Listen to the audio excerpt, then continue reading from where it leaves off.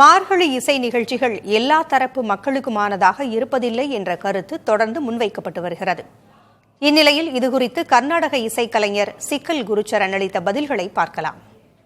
ராமநாமம் கண்களில் ராமநாமம் கண்களில் தெரிய கண்டா.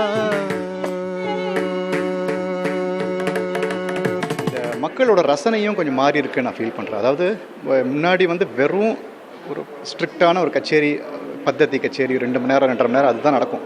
பட் இப்போ பலவிதமான கச்சேரிகள் நம்ம பார்த்துட்ருக்கோம். நிறைய கொலாபரேட்டிவ் கச்சேரிஸ் நடக்குது.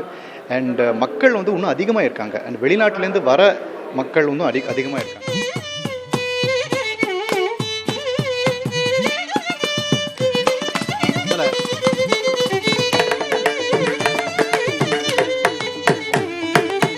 எல்லா தரப்பு மக்களுக்கும் இதை போய் சேரணுங்கிறது எங்களோட ஆசையும். அது எங்களால் முடிஞ்ச அளவுக்கு கச்சேரிகள் நடக்கும் இடத்தை இன்னும் அதிகரிச்சுட்டே இருக்கும். ஏன்னா இப்போ முன்னாடி ஒரு 3 லொக்காலிட்டியில் மட்டும்தான் கச்சேரி நடக்கும் அப்படின்னு பார்த்தா இப்போ அது இன்னும் அதிகமாக இருக்குது. நிறையா ஈசிஆரில், ஓஎம்ஆரில், இது நார்த் சென்னை கொஞ்சம் அங்கே ஒரு கோவிலில் நிறைய நடக்கிறது. நானே 2-3 இடத்துக்கு போயிருக்கேன்.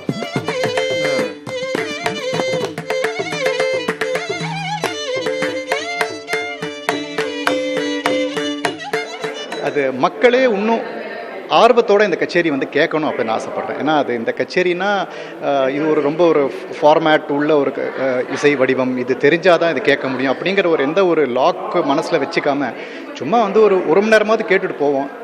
இதுலேருந்து நம்மளுக்கு ஏதாவது சம்மந்தம் இருக்கிற மாதிரி ஏதாவது படுறதா அப்படின்னு பார்த்துட்டு போகிறதுக்காக அவங்களுக்கு ஒரு இடமா இது அமையும் நான் நம்புகிறேன்.